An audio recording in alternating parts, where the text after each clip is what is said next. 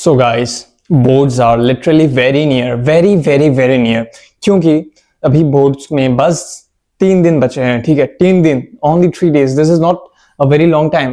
ये तो ऐसे ही पालक झपकते ही निकल जाएगा। ठीक है, सो जिन लोगों ने पूरे साल मेहनत की है, कॉन्ग्रेचुलेशन टू देम। तुम कुछ उखाड़ पाओगे इस एग्जाम में। ठीक है, जितना तुमने अपने लाइफ में मार्क्स स्कोर नहीं किया, उसमें वो इस बोर्ड एग्जाम में स्कोर ऑब्वियसली कर लोगे। ठीक है, जिन लोगों ने पूरे साल मेहनत की है। ठीक है, सो ये वीडियो मैं इस बारे में इस डेडिकेट करने वाला हूं कि तुम कैसे अपने बोर्ड्स एग्जाम के गैप डेज को ऑर्गेनाइज कर सकते हो। मतलब how to plan your gap days between your board exam. ठीक है, how to study between your exam gaps. So मैंने यहाँ पर स्क्रिप्ट ले लिया है एंड एक्चुअली मैं ये वीडियो स्क्रिप्ट लेके ही करता हूँ क्योंकि मैं आपको मिस इन्फॉर्मेशन ना दे पाऊँ। ठीक है, सो विदाउट एनी डिले मैं ये वीडियो इस टिप्स देना स्टार्ट कर देता हूँ। ओके, सो थोड़ी देर रुक जाओ। ठीक है, मोस्ट ऑफ द जो एग्जाम्स है, ज्यादातर एग्जाम्स जो है उनके बीच में 3 to 2 days का गैप होगा ही। ठीक है, लाइक मैथ्स के लिए तो अभी बहुत ज्यादा गैप दे दिया इन लोगों ने, बट इंग्लिश के लिए भी 3 days गैप है, साइंस के लिए भी 3 days गैप है, आईटी के लिए 1 दिन गैप है। But that is some different case, some sort of different thing because IT में ज्यादा पढ़ना नहीं होता obviously। मतलब जनरल नॉलेज के क्वेश्चंस आ जाते हैं। ठीक है, सो जो अपना सिलेबस है, 3 दिन में से एक क्विक प्लान बनाओ कि कैसे तुम अपना सिलेबस रिवाइज करोगे। लाइक 3 दिन में तुम 1 दिन को अपने सिलेबस का रिवीजन दे रख लो। 1 दिन ही, 1.5 दिन। ठीक है, 1.5 दिन मतलब नॉट 1 day, 1.5 day। मतलब देखो तुम जो जिस दिन एग्जाम देके आओगे उस दिन, उसकी रात को पढ़ना होगा तुम्हें।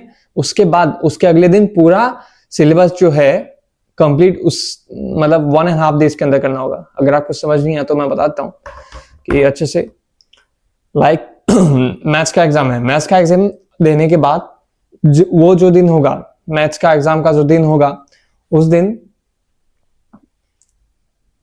उस रात को, मतलब उस दिन एग्जाम देने के बाद तुम अपना इंग्लिश उस टाइम से एकदम अगले दिन पूरा अगला दिन जो नेक्स्ट डे है, सो वो जो टाइम पीरियड है वो तुम सिलेबस कंप्लीशन पे डेडिकेट कर दो। ठीक है, आफ्टर दैट अगर तब भी तुम्हारा सिलेबस कंप्लीट नहीं होता तो मैक्सिमम तुम आधा दिन और ले सकते हो। मतलब ठीक है, जो उसके बाद वाला दिन होगा उसका तुम दोपहर तक सिलेबस कंप्लीट कर लो। सो उसके बाद जैसे कि इंग्लिश, मान लो मैं अभी इंग्लिश का एग्जांपल लेके कर रहा हूँ। इंग्लिश का जो पेपर्स होते हैं, सैम्पल पेपर्स है, मैं भी ओसवाल के यूज करता हूँ। रुको दिखाता हूँ तुम्हें।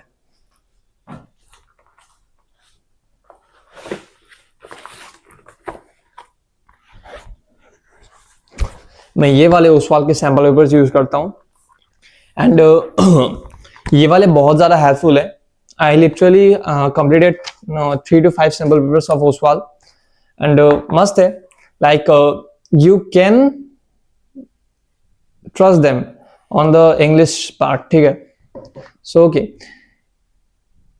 and जो फाइनल के दिन होंगे, फाइनल का जो 1.5 दिन बचेगा, उसमें तुम ये जो सैम्पल पेपर है इससे एटलीस्ट 3 पेपर्स 9 घंटे, ज्यादा टाइम नहीं है, एकदम एग्जाम के सेटिंग में। ठीक है, 3 घंटा बैठते हो, अगर तुम टॉयलेट जाते हो तो टॉयलेट का भी टाइम जैसे एग्जाम में काउंट होता है वैसे ही काउंट होगा। ठीक है, सो ऐसे तुम पेपर को अटेम्प्ट करो। सो दिस विल जस्ट मतलब boost your speed and boost your accuracy and help you, means ये तुम्हें हेल्प करेगा कि तुम मतलब एक्यूरेट आंसर्स जाके लिख पाओ एग्जाम में एंड स्पीड में लिख पाओ। हाँ, स्पीड में।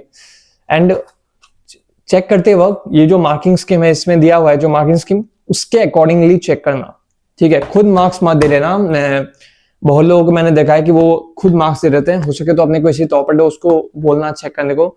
शायद से उनके पास भी टाइम नहीं होगा एग्जाम के दिन, but you can seek the help. ठीक है, after that my second tip is कि फॉलो 60-30-10 रूल। सो मैंने जो प्लान बनाने का तुम्हें बोला था उसमें तुम 60-30-10 रूल यूज करो। इसमें क्या है, 60% ऑफ द टाइम, जो तुम 60% है, जैसे 3 दिन का 60% ऑफ द टाइम तुम इंपॉर्टेंट चैप्टर्स जो है, मतलब एक वेटेज लिस्ट जाके एआई पे, चैट जीपीटी पे या फिर कहीं और, मेरी मानो तो तुम परप्लेक्सिटी में जाके सर्च कर सकते हो, क्योंकि वहां पर एनालिसिस जो है वो बहुत ज्यादा अच्छे से होता है. So you can go to Perplexity and tell him, means उसे बोलो कि जो चैप्टर्स है, जैसे कि इंग्लिश, उसमें से सबसे हाई वेटेज चैप्टर कौन से है. सो वो जो हाई वेटेज चैप्टर देगा उन्हें 60% ऑफ टाइम में कंप्लीट करना है. ठीक है. उसके बाद 30% ऑफ टाइम में, मतलब मैंने जो 1.5 दिन दिया था ना, ये टाइम उसके अंदर पड़ता है. मतलब उस 1.5 दिन के 60% ऑफ टाइम में तुम्हें इंपॉर्टेंट चैप्टर्स करना है. 1.5 दिन के 30% ऑफ टाइम में तुम्हें मीडियम टॉपिक्स करना है. एंड उस 1.5 दिन के 10% ऑफ टाइम स्मॉल चैप्टर्स करना है. एंड ये बहुत ज्यादा हेल्पफुल है. I am now following this. मैं अभी भी इसे फॉलो कर रहा हूँ. ठीक है. मतलब लाइक मैंने शायद से 2 दिन इसे फॉलो किया, बट इट इज हेल्पफुल. मैंने सोशल कंप्लीट किया था इसके थ्रू. ठीक है. सो सबसे पहले अपने जो मिस्टेक्स तुमने किए हैं, जो अभी तक शायद से तुमने एटलीस्ट 10 सैंपल पेपर सारे के सारे सब्जेक्ट्स में तो किए होंगे ना. सो उन सैंपल पेपर्स में मतलब उन सैंपल पेपर्स में जो तुमने गलतियां की हैं, पहले उन्हें देखो. उसके बाद उन गलतियों को एक शीट में लिखो. जैसे कि एक पेज लो, उसमें अपने जो गलतियां तुमने की है उन सैंपल पेपर्स में वो लिख दो. ठीक है. सो उन्हें लिखने के बाद उनका करेक्शन भी नीचे लिख दो. एक मिस्टेक लिखा, उसका करेक्शन लिखा. एंड एग्जाम में जाते वक्त, while you are going to give your exam, take that chit and open it and revise on your way to exam. ठीक है. एंड जो तुम्हारा मिस्टेक्स होंगे, जो तुम्हारे मिस्टेक वाले पार्ट होंगे, सो वो वाले पार्ट यूज करके तुम उन टॉपिक्स को, जो जिन टॉपिक्स में से तुम्हारे मिस्टेक हुए हैं, जैसे कि इंग्लिश में मान लो मेरा नेल्सन मैंडेला चैप्टर इतना अच्छा नहीं है, सो रिवाइज इट फर्स्ट. ठीक है. Revise it first. अरे यार क्या बोल रहा हूँ, रिवाइज इट फर्स्ट. ठीक है. पानी खा लेता हूं.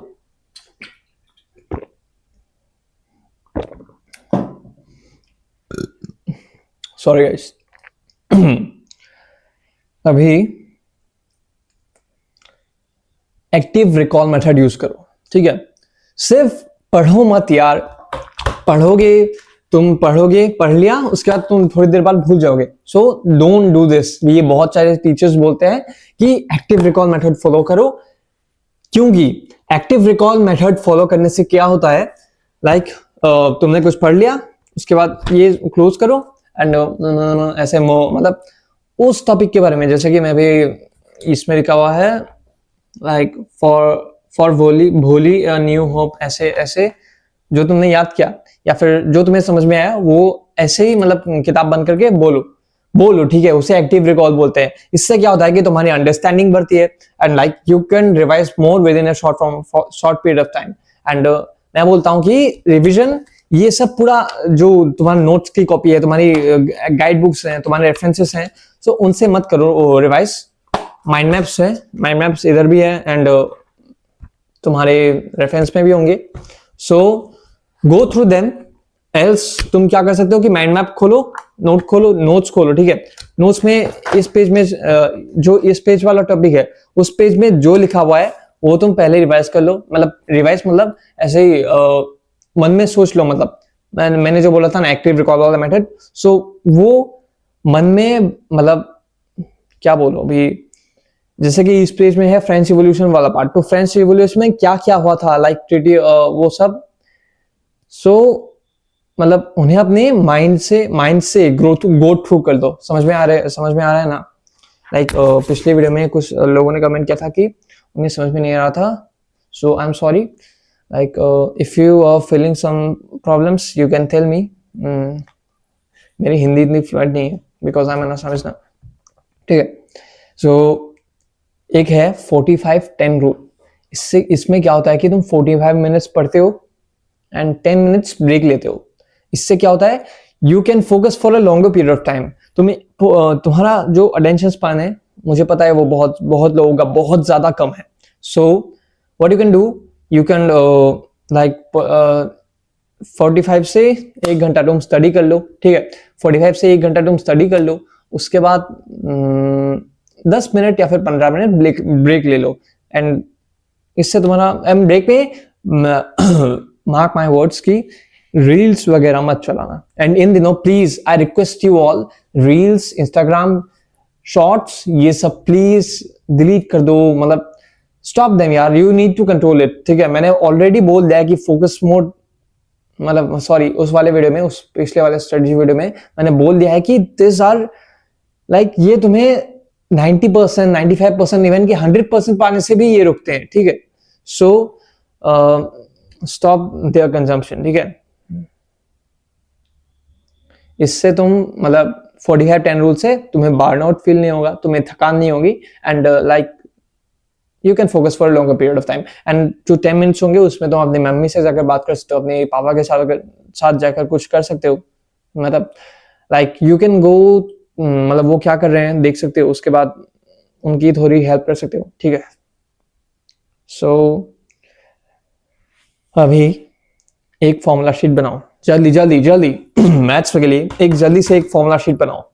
बहुत लोगों की ये प्रॉब्लम होती है कि वो फॉर्मूला मतलब उन्हें कैलकुलेशन करना आता है बट जस्ट वो फॉर्मूला भूल जाते हैं, एंड ये प्रॉब्लम मेरे साथ है। मैंने ऑलरेडी फॉर्मूला शीट अपने टेबल के आगे लगा के रखा हुआ है। So this problem is a very serious problem, मतलब ये बहुत ज्यादा सीरियस प्रॉब्लम है। सो तुम एक काम करो, अभी जल्दी से अपना एक पेज लो, उसमें जो सफिशिएंट वॉल्यूम है जैसे कि उसमें जो सारे के सारे फॉर्मूलास है, सो वो लिख लो please please. This is a very important step towards your 90% या फिर 80%, ठीक है। So this is a very important step, and boards में तुम आंसर जैसा भी लिखो, your presentation is the most important thing that an examiner notices, is the very first thing that your examiner notices. अपना जो आंसर हैंडराइटिंग है उससे थोड़ा सा प्लीज नीट एंड क्लीन हो। मैं अच्छा करने को नहीं बोल रहा था, इवन नहीं बोल रहा हूँ, इवन मेरी हैंडराइटिंग भी इतनी अच्छी नहीं है, जैसे कि मैं अभी तुम्हें दिखाता हूँ, रुको।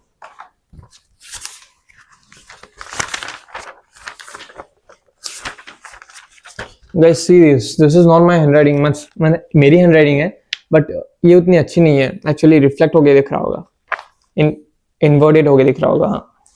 सो मेरी हैंडराइटिंग उतनी अच्छी नहीं है। सो तुम क्या कर सकते हो कि जो प्रेजेंटेशन है उसे प्लीज थोड़ा सा इंप्रूव करो।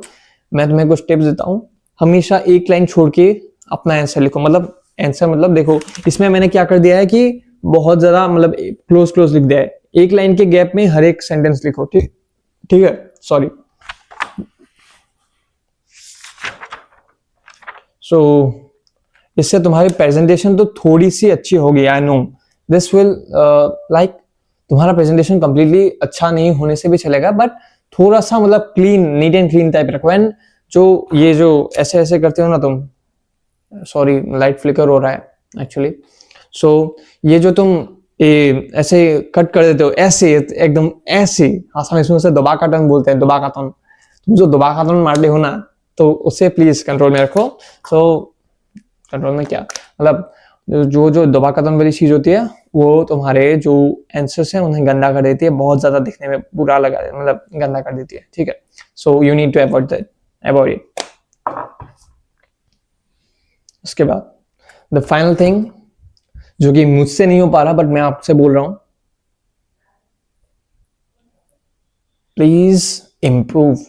Please improve your sleep cycle, ठीक है, please improve your sleep cycle. अभी 3 बजे, मतलब देखो मैं मेरा क्या है कि मैं 3 बजे सोता हूँ, एंड सॉरी मैं भी थोड़ा सा स्लो हो गया हूँ क्योंकि बाहर लोग आए हुए हैं, ठीक है। So I am wait silent. Actually मैंने आवाज़ शायद से एडिटिंग में थोड़ी सी बड़ी कर दी होगी। सो जो तुम्हारे क्या बोलते हैं स्लीपिंग आवर्स है वो 8 से 7 घंटे हमेशा सो। अभी कुछ ही दिन बचे हैं, दो दिन बचे हैं। सो इन 2 दिनों में अच्छे से सो, खाना खाओ and maintain a healthy schedule, ठीक है। So this is very important and just this are the tips that I wanted to share to you, and अभी मैं इन्हें फॉलो कर रहा हूँ। So I hope this video has helped was a little bit of help to you. So that's all for today's video. मिलते हैं अपने अगले वीडियो के साथ, तब तक के लिए बाय बाय गाइस.